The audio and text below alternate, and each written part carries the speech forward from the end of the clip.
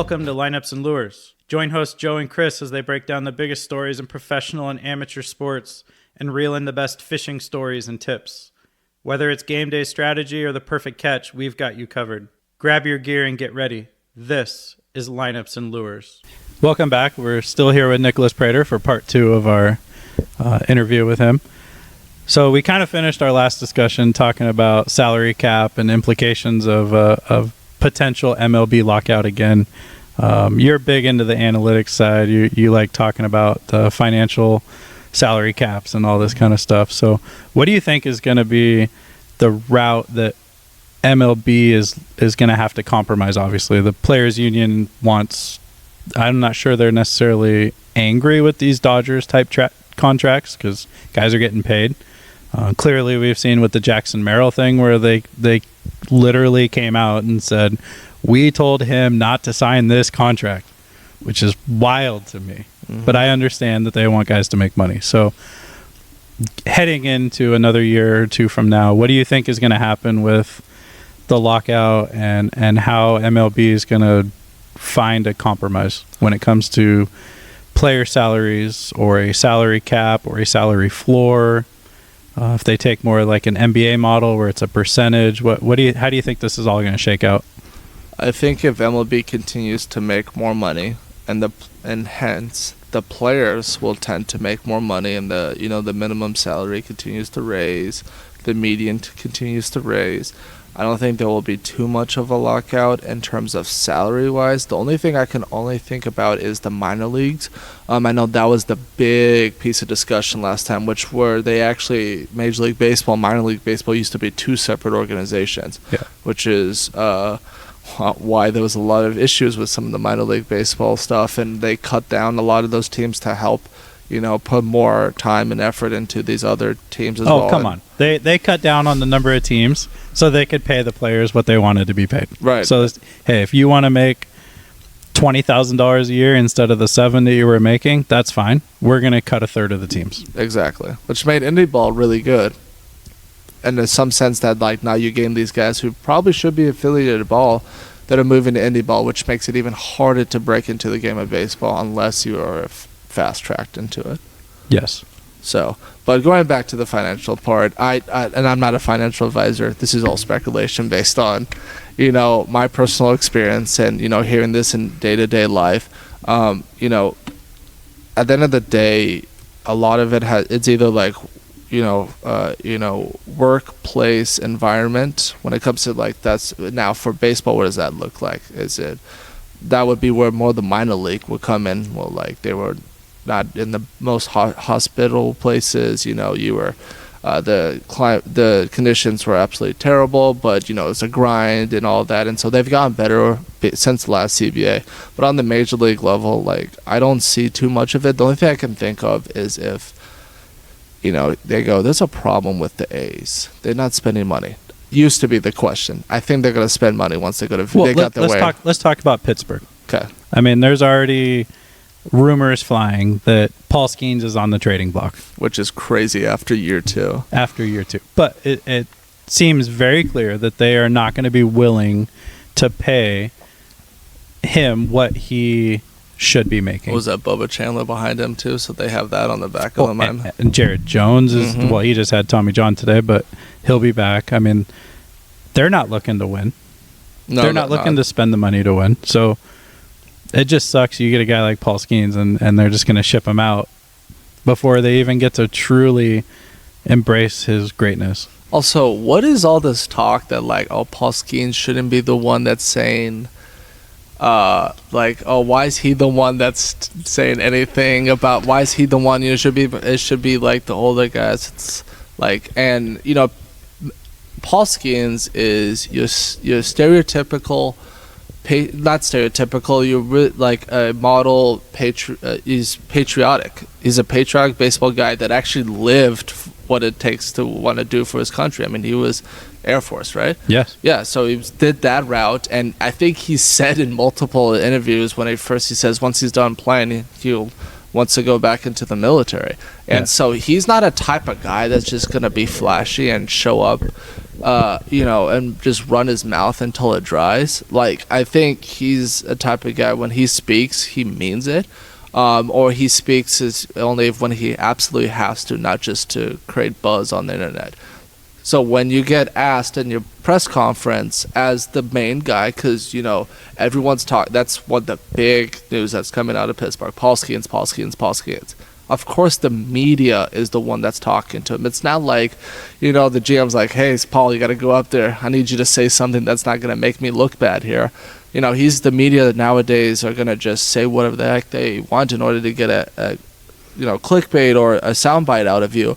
And so what he said was, I don't think you could have said it any better. That was more politically correct, but like also saying it exactly how it is. Like, in sports, the team loses, the head guy, who's the leader? The head coach. He's going to get the fault regardless if it's the player's fault or not. Now, over time, you could say, it's the GM for not putting the best roster construction to get together, but the only person that can really fire a GM is the owner, and so, or whoever the people up top are, unless you're Jerry Jones, and then you all three of those things. But how well is that working out there? They're making a lot of money because he likes to sell out 22,000 tours to his stadium while they're practicing. So now anyway, that's that's gonna be a whole nother pod. But so the Paul Skeens comments, I didn't have a problem with them. I didn't either. I think that's the face of the team. That's the core of the team. They're really building around him.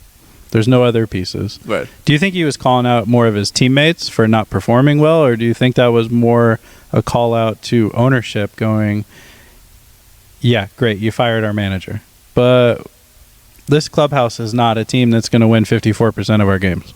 So can we go out and get some support? And now with all these rumors flying that all these teams are reaching out and they're entertaining offers, what's going to happen there?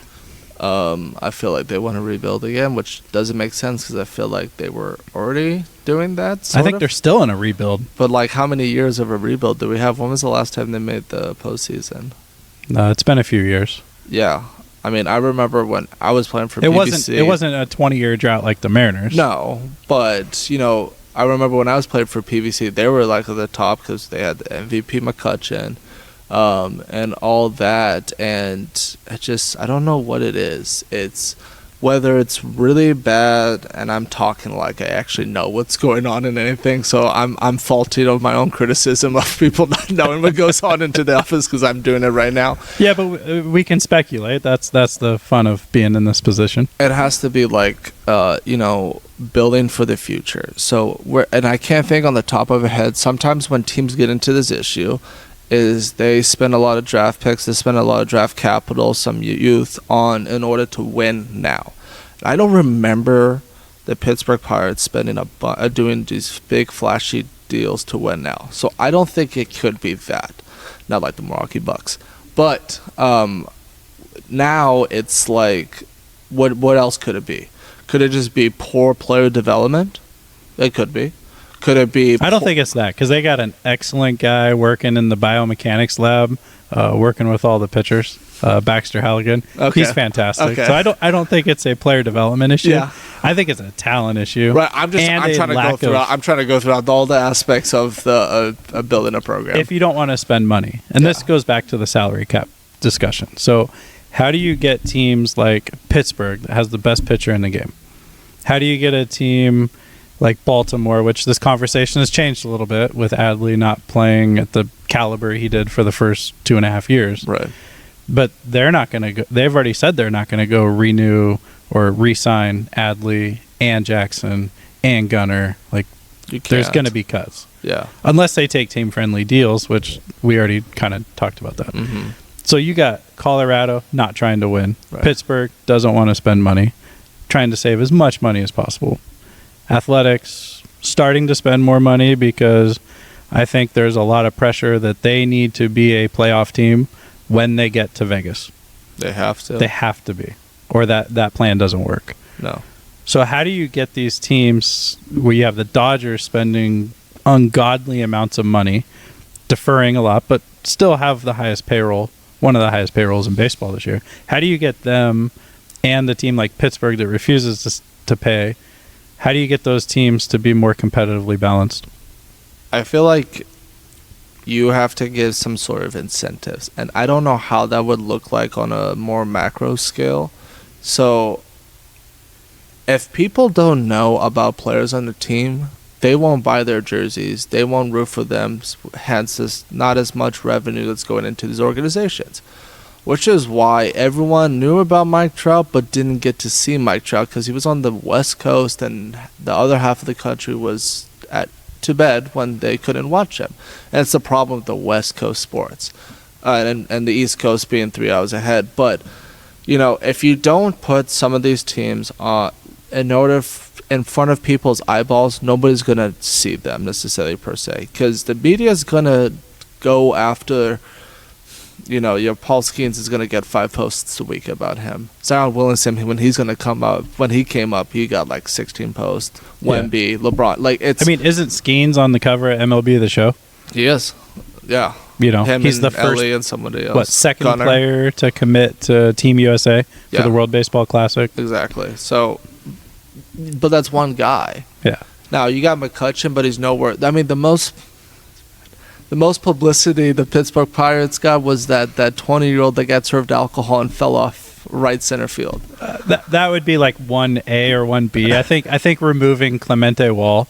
Oh, that was a major PR disaster. I totally forgot about that. Oh wow, it was. Come on, 2 in 1 year. Yes. 2 in 1 year. That's 2 in 1 month. Yeah, not good. What's going on there? Yeah, so that just tells me if your foundation is unstable when there comes any sort of weather that's not sunshine and rainbows, it will sway until it breaks. And so at this trajectory, it doesn't look too promising until they start winning games, and then that can always change things. Winning cures everything, but that team is never going to be a winning team, especially if they're going to be dumping all their arms. All their superstars are gone, which it's kind of interesting because they never traded Brian Reynolds.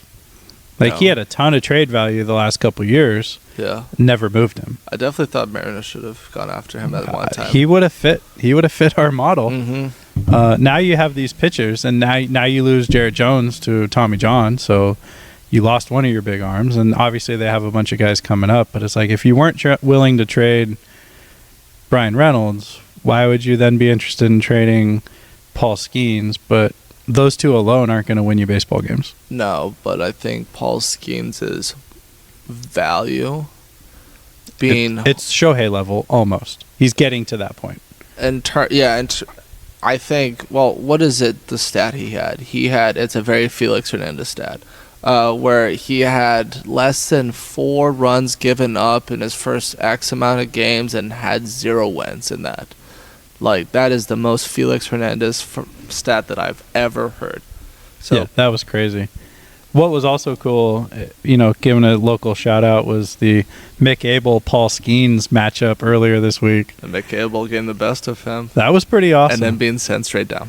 Well, they knew it was a one-start thing. But to see him, he's had some up and downs through the minor leagues and stuff, but he seems to have figured it out this year, throwing a lot more strikes, not walking guys. So that was really cool to see a Portland product go out and dominate on a national level at your first start against the highest profile pitcher in Major League Baseball with a ton of hype. So that was really cool. Yeah, that was really good for the Portland metro area there. Yeah. Hey there, I'm Chad with Jackson Painting and Remodel, and if you're looking to give your home a fresh new look, you've come to the right place. Whether you need a bold new color for your living room or a fresh coat to brighten up your home's exterior, my team and I have got you covered. We specialize in both indoor and outdoor painting, using only the best materials to make sure your space looks amazing and stands the test of time. If you're ready to transform your home, visit jacksonpainting.com. I'd love to come by, chat about your ideas, and give you a free estimate. At Jackson Painting and Remodel, we don't just paint, we make your vision a reality. Again, visit jacksonpainting.com or call 503-620-2600.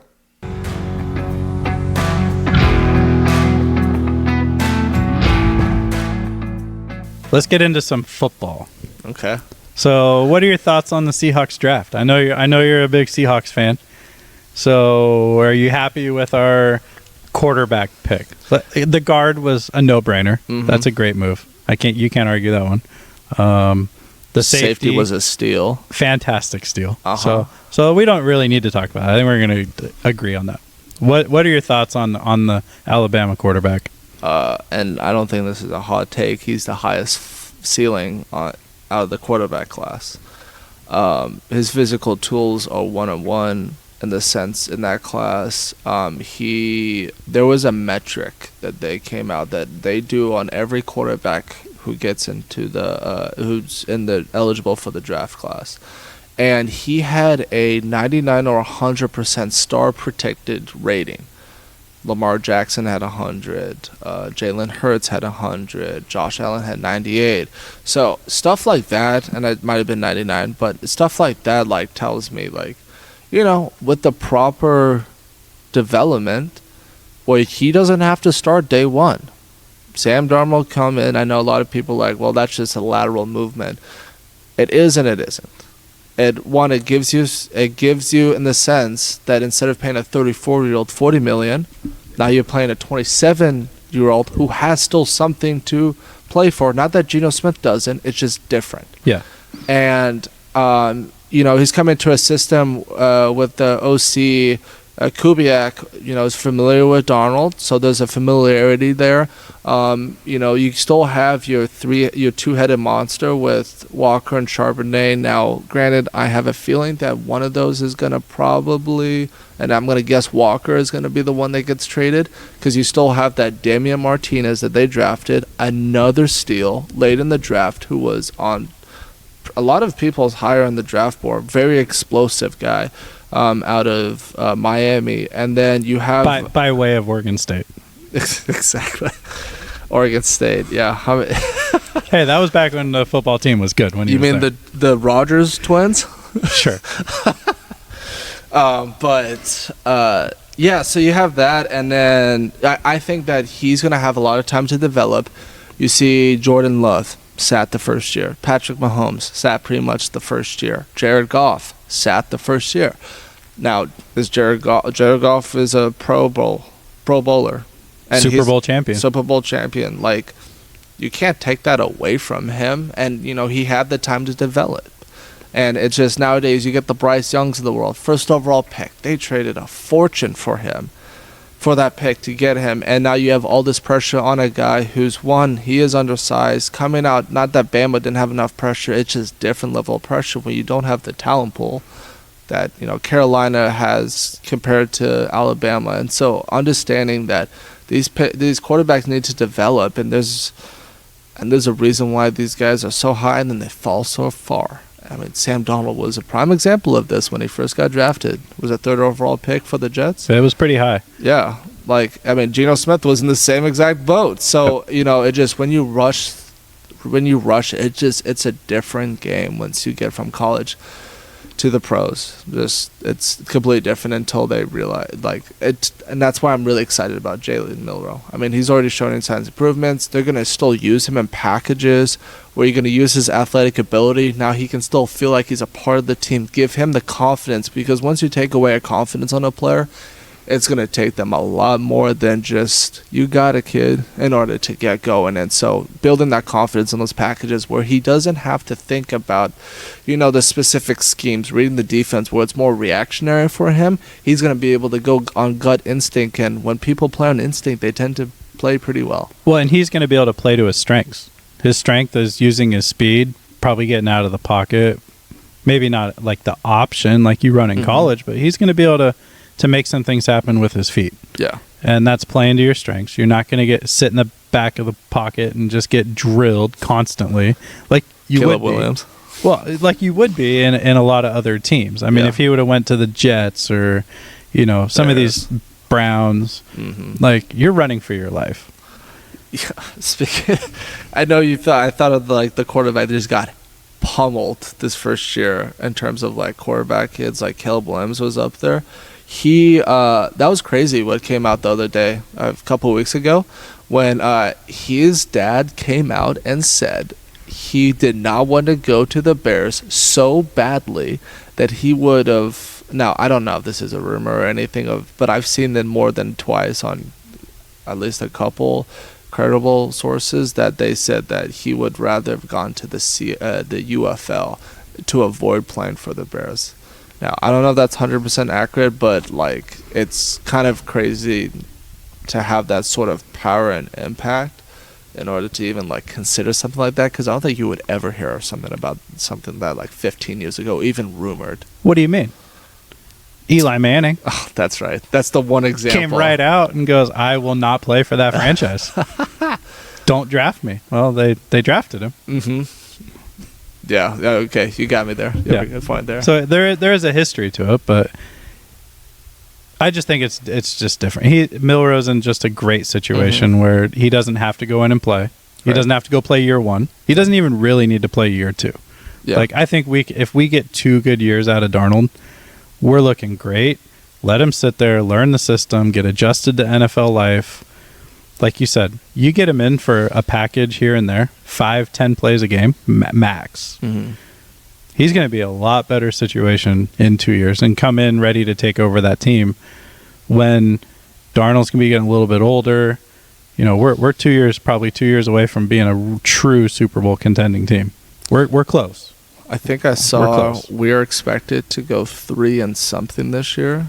Where'd you see that? I saw in a couple of these where they were like not a favorable schedule for them. They're gonna. Oh, I love our schedule. I'm just saying. I think we're gonna overperform. Let's just put it this way: the past 4 or 5 years, ever since the whole Russell Wilson thing, we've been projected to not make the playoffs, to not have a winning record. And over the past few years, we've flirted with it at least one game every single year. Well, that's because we have one of the best GMs in all of the NFL. The guy just has a track record of having great drafts. And if you look at this year's draft, I think you might look back at this one as a Seahawks fan and go, that was right up to the caliber of the Bobby Wagner draft, the Richard Sherman draft. This could be a real. If they pan out, this is the real deal, and we're looking 2 to 3 years. We could be back into a dynasty situation. Even like the Reek Woolen trade. I mean, they bolstered their whole defense, it seemed like. Yeah. And it was like the youngest defense, but so I definitely think they're trying to rebuild the whole defense is the pride of the team. Run the ball, defense is the pride of the team. You have these good receivers that can be able to get open, that's why you run the ball in order to open up more parts of the field. We're seeing now more today where it's a throwing league. It's a throwing league. That's what it was about a couple years, 2-3 years ago. So now all these defenses are like, well, I don't want Tyreek Hill running past me, so I'm going to play two safeties high. Now because of that, you got one less guy in the box, one less guy to go after the back, and so now you can transition back into your more ground and pound style, and now you're going to have one less guy in there because there's a threat, which is why you need people like that, which is where Jackson Smith the Jigba comes in, which is where I know like MVS is kind of old, and but he still has that vertical threat. He had good games for the Saints last year. Yep. So that's why you have those guys in to keep them honest. So I don't know. I think it's going to good. We had those couple the one tight end, the other one is converted to a fullback now, where he's more of a receiving tight end. Now we have Barner. He's a guy that has a lot of good potential, and I just think with the classic Seattle, where we don't know how to utilize our tight ends to the extent that we should. A la the Max Unger for Jimmy Graham deal, where Jimmy Graham went from being an all-pro first team pretty much every year to, now part of it was injuries, but... No, it was not. He was we needed him to be a blocking tight end, and he was not a blocking tight end. Yeah. He was a pass-receiving tight end. He was. So just that deal was... That might go down in one of the worst Seahawks trades of all time. Yeah, that's definitely up there, especially after winning a Super Bowl or something like that. Yeah, you can't give up your center. I mean, just that's... Well, ever since then, we haven't had a good old line. So is that an omen? It could be. But no, I like that we're bolstering up the offensive line. I mean, the front four. I mean, O-line, D-line, O-line, D-line. You hear all these talk shows. You hear on every single... It's like, that's why the Philadelphia Eagles won. They could have... Now, I'm not going to not give Saquon Barkley credit because what he does is ungodly. But you can put a lot of people back there and have decent years because of the O-line that you provide for them. Now, Barkley just takes it a whole new level and basically stuck it up all the GMs. But it's because now they didn't want to pay running backs. They don't want to pay running backs, and now Barkley gets look what paid. happened.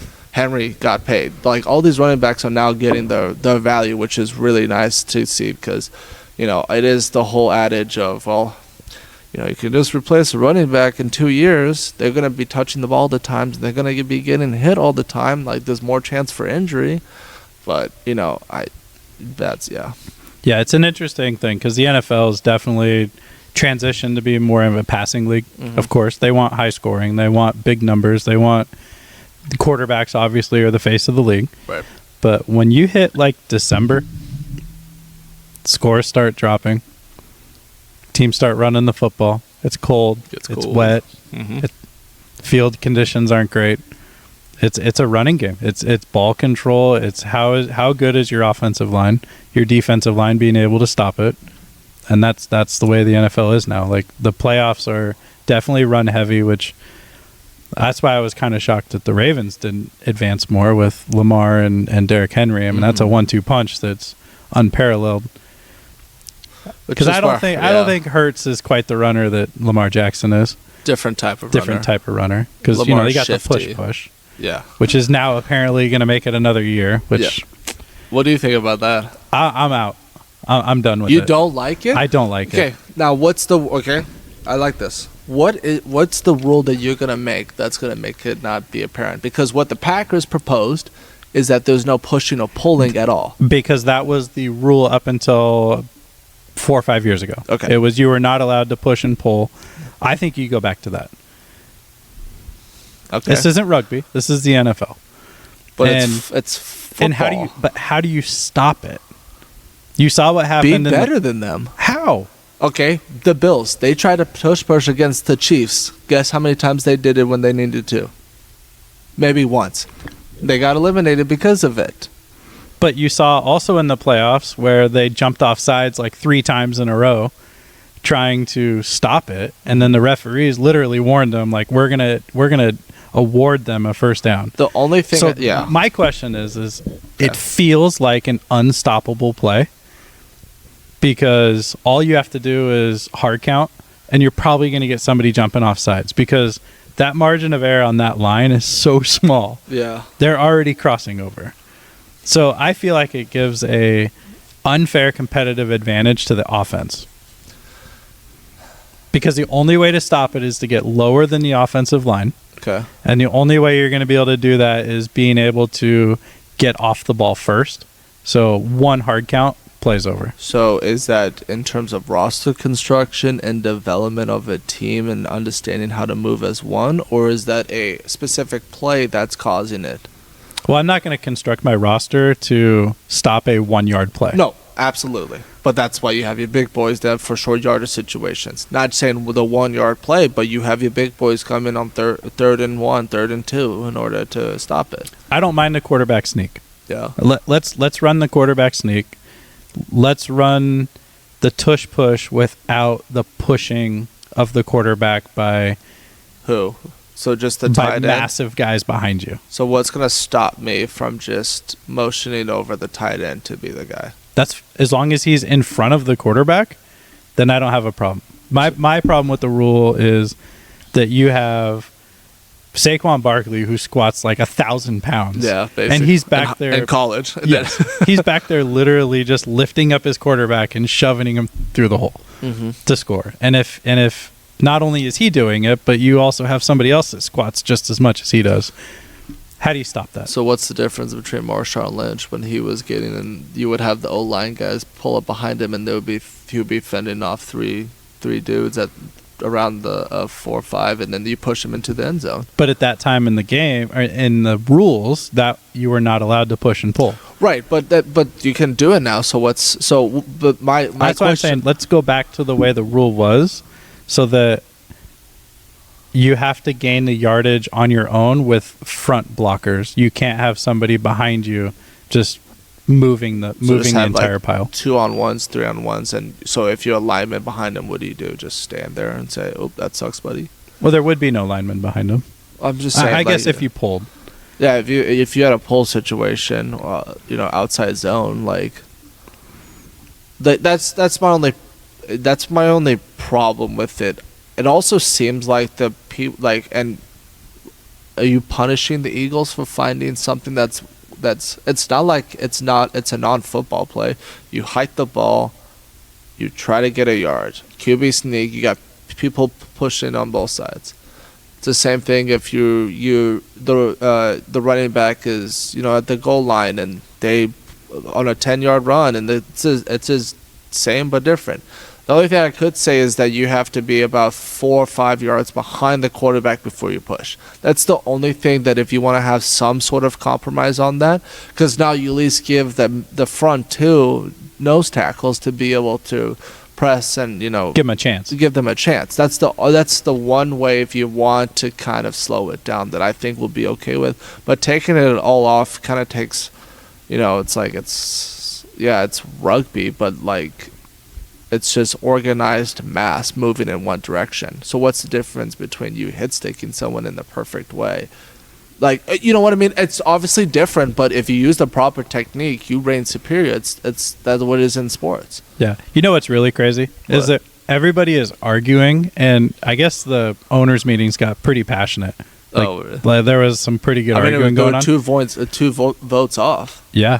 And you were talking about a play that I believe it was 3.6% of all plays in the NFL were tush pushes. Are we really going to have this massive argument on a play that, although it does dictate games? It does, because it's in crunch time. It's no longer 1st and 10. It's 1st and 8. Yeah. For the Eagles every single time. And the Bills. And, these teams with bigger quarterbacks that know how to run it semi-properly. Now, maybe I'll feel different if one of our packages this year is Jalen Milroe underneath. Exactly. So maybe if my team was doing it, I would react a little bit different. I was going to say, let's have everyone be Eagles fans. I think people just hate Eagles fans, but that's beside the point. Wow. It's because Philadelphia hates everybody. Oh my gosh. This summer, level up your game at Portland Baseball Club's summer camps. Every Tuesday and Thursday, join us from 10 a.m. to 1 p.m. for skill-building sessions in pitching, hitting, fielding, and more. At just $60 per day, you'll get expert coaching and personalized instruction in a fun and competitive environment. Whether you're a seasoned player or just starting out, Portland Baseball Club summer camps are perfect for all skill levels. Spots will fill up fast.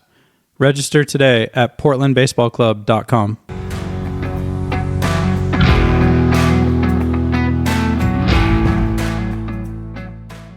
So we're approaching the end of the 2025 college baseball season. Mm-hmm. Selection Sunday was this past week, which means the transfer portal has officially opened.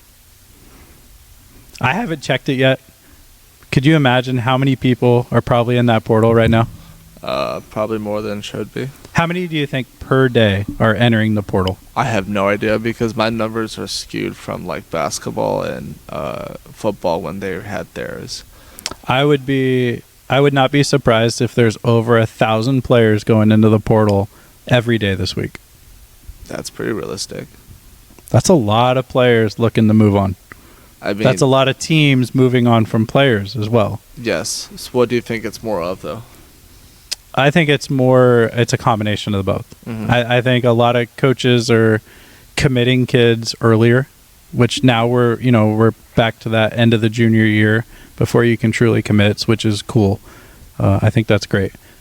But you've lost the development piece of college baseball. Mm-hmm. That you expect a guy to come in and just be a dude from day one, and if they're not a dude, well, we're just hey, go ahead and enter the portal, go find somewhere else to play, and then we're going to bring somebody else in. Right. I mean, look at Oregon State, and they're not a huge portal team, not as much as the LSU's and A&M's, on the other side of the country.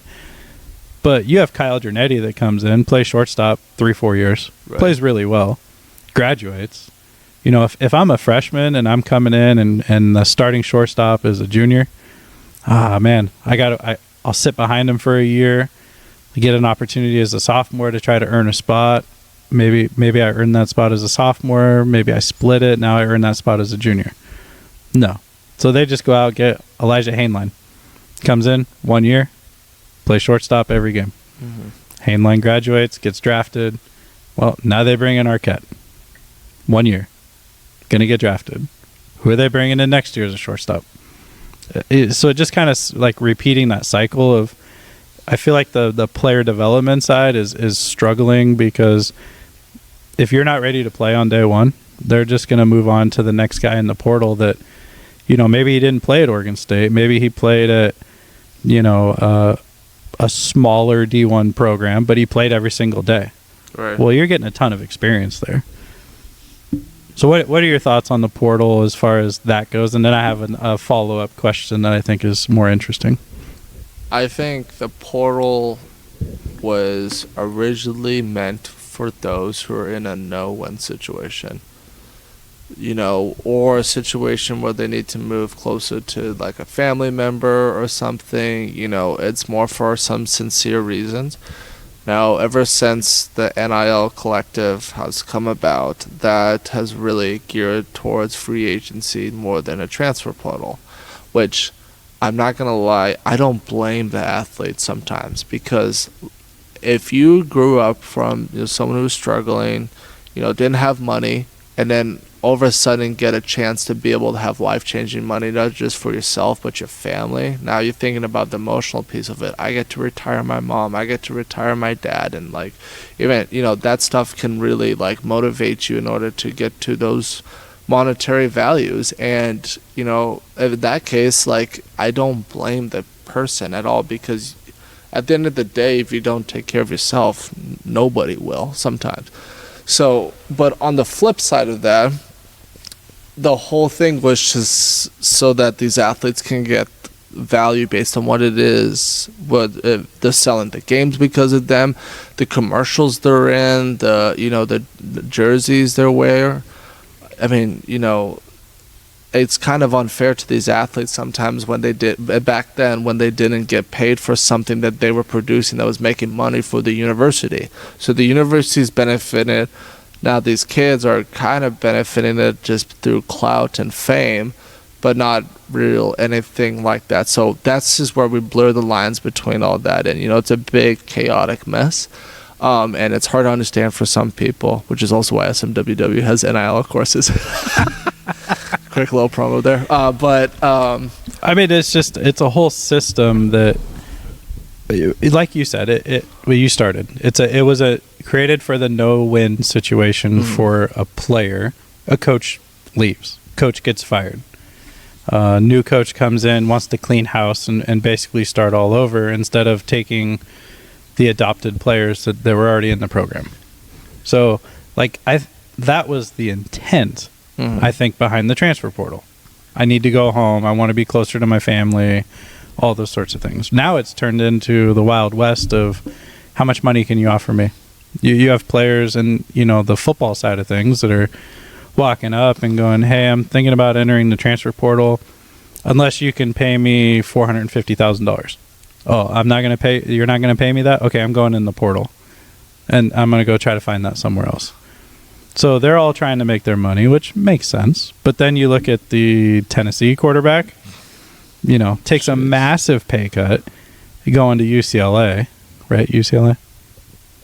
Somewhere west coast. Yeah, I once I heard it, I kind of stopped following it because I was like, wow, this guy's not going to end up well. That just shows how the transfer portal's gone completely out of control.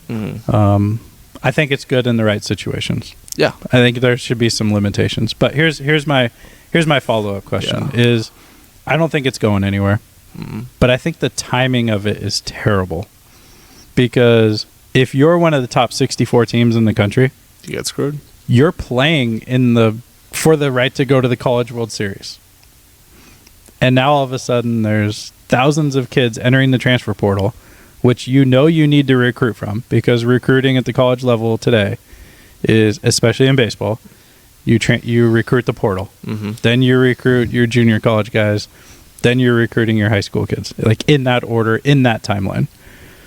How are the top 64 teams that are playing, that get rewarded to go play in for the College World Series, how are they supposed to be out contacting players and navigating the portal while also continuing their season? It's a lot easier when you have a front office system. Not every college can do that. They're getting to that point, though. Well, that's true. So, I mean, it started with the analytics systems. I mean, Oregon State never really had an analytics system, and now they have. They're growing, and I mean, we even met a couple guys down at the baseball career conference that their school, Oregon State, sent them down there to be able to go learn more and be able to network and have all that stuff. So that is like kind of the. It's scoring part of the game. I mean, obviously, the more money that this university brings in, whatever sport that is, they're going to get a lot more of the shares when it comes to the money distribution. And the boosters are going to be way more favorable for football than it'll probably be basketball. And then kind of the rest is kind of up for grabs. I know baseball gets under the whelm. Hockey gets under.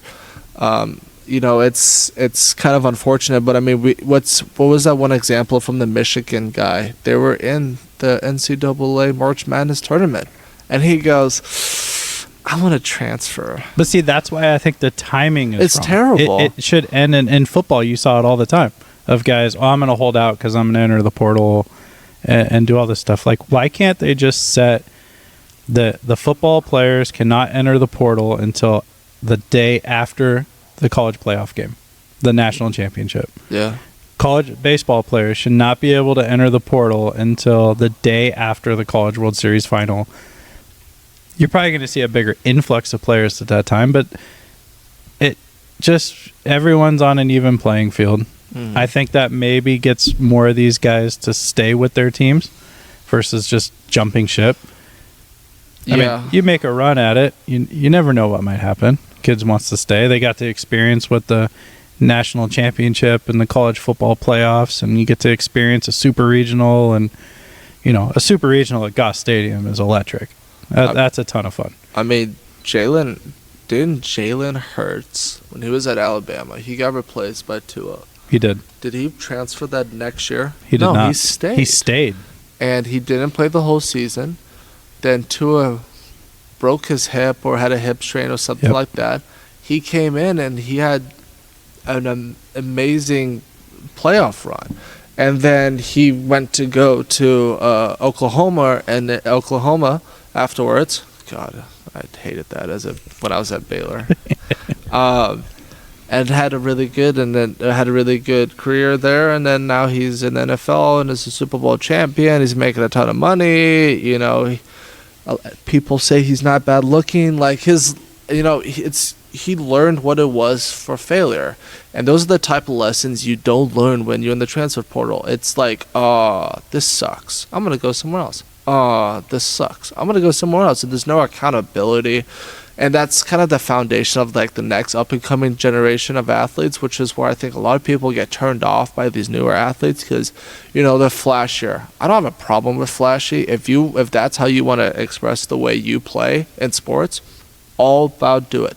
It's when it gets to the point where it's the no accountability for your actions. And, you see it too many times with accidents, whether it's drunk driving or other things that go along with it. I mean, I could think of an example at the top of my head right now, but it's like, it's just kind of disheartening. You don't see the fiscal responsibility isn't there with some of these people, and or maybe it is, because sometimes you can have the flip effect where you got money earlier, you're in a more stable foundation where you're not necessarily on your own.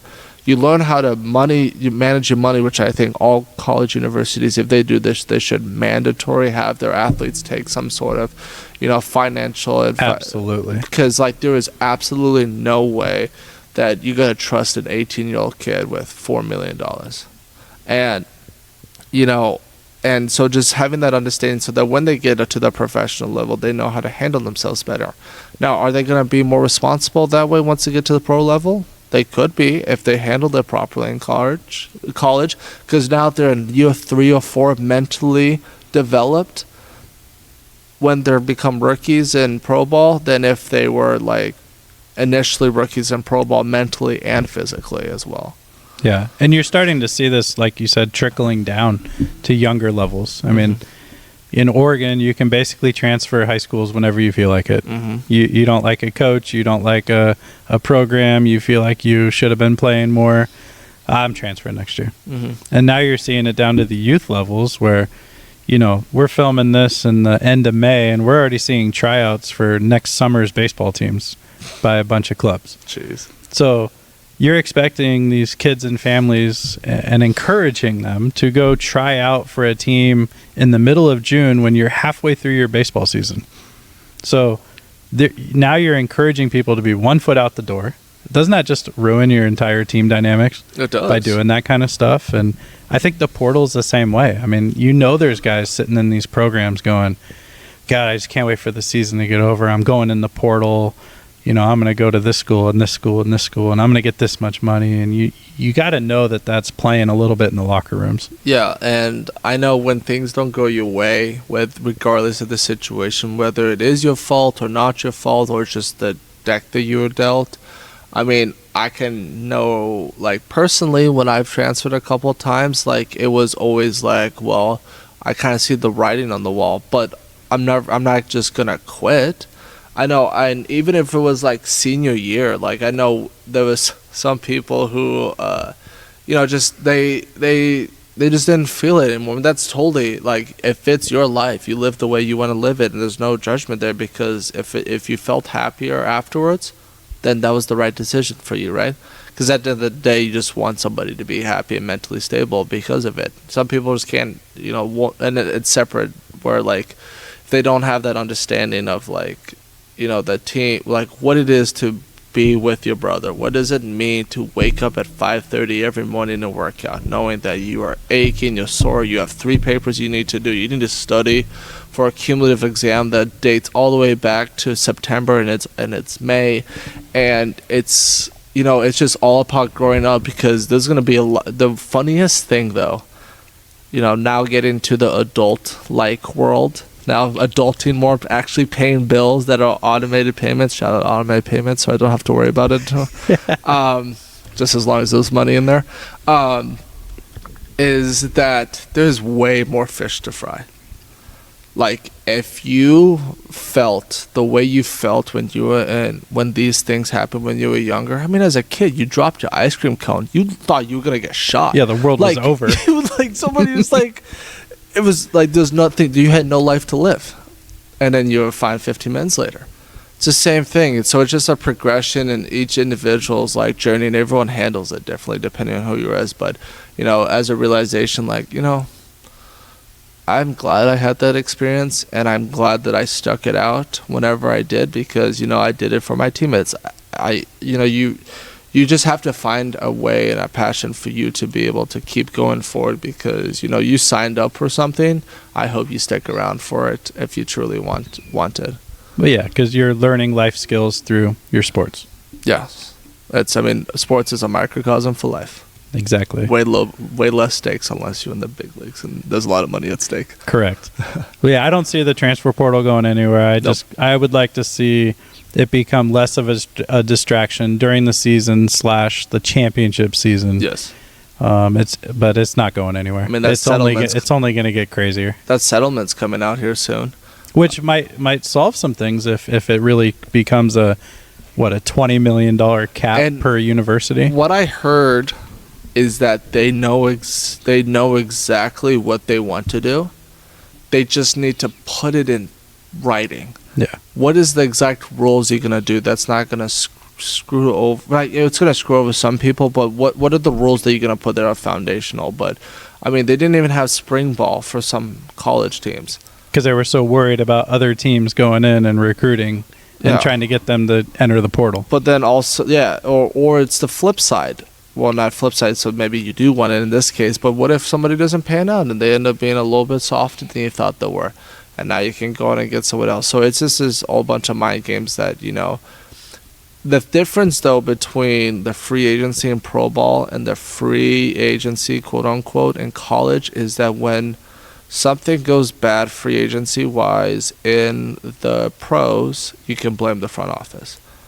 It's always the GM, but there's a lot more people that go to it than GM. GM's just the one that says, we're doing this. They have way too many things to think about where they can't put all their energy on one thing. So they trust their scouting departments, their analytical departments to tell them the information. Say, these are the facts. What do you like? Based on the facts, I like this. Whereas in the college scene, it's the head coaches of the GMs, unless you're the UNC. Well, they have the eyes and ears of all the assistants and people like that. But it's no longer like front office deal with them. It's literally your day-to-day coach. Yeah. They construct the roster. They do everything. So, I mean, obviously they have their assistants, but it's a completely different dynamic having that with somebody that you interact on a day-to-day basis than just a guy that lives upstairs. Yeah, no, it's a crazy world out there in college sports, and I just hope it doesn't keep trickling more and more into youth. But it's going to happen. Yeah, I feel like it will. And, NIL in high school, depending on what state you're in, is a thing. I think it's great on some levels. I don't think it's great on a lot of levels. I think it does help for those because, the top 4% are the Shadir Sanders of the world, the Carson Becks, which I don't know how he's making so much money. I don't think anyway, that's a sidebar. It's like those 96% are making these life-changing money. Now, granted, $40K could help in college tuition. Absolutely. So some of that stuff is good, but also I know one of our faculty members, he has his own NIL agency that he started when it became legalized and everything. And he has a field hockey client where she's it's a women's field hockey. There's no money in women's field hockey, but she still gets these NIL deals because they sat down and said, what do you believe in? And it's like these products that either if it's a product or if it's a cause that you want to fight for all the money you make and proceeds go to them, or like 20% or whatever it is, and you have that sort of relationship. So there is a lot of good that could be done from this. Now it's just up to what the athlete wants and if they have an agent, their NIL agent. Yeah, exactly. I don't think we're going to solve that one tonight. No, we'd need a couple Red Bulls. Yeah, keep going. Yeah. Well, thanks for joining the podcast and being a loyal listener. I know. I'm always listening in the car to and from work, both works, and going home, and always just like these facts come to mind a lot quicker in the car than they do when the mic is in front of your face. It's a little different game, huh? Yeah, it is, but thank you for having me on. I appreciate it. Hopefully I can do it again soon.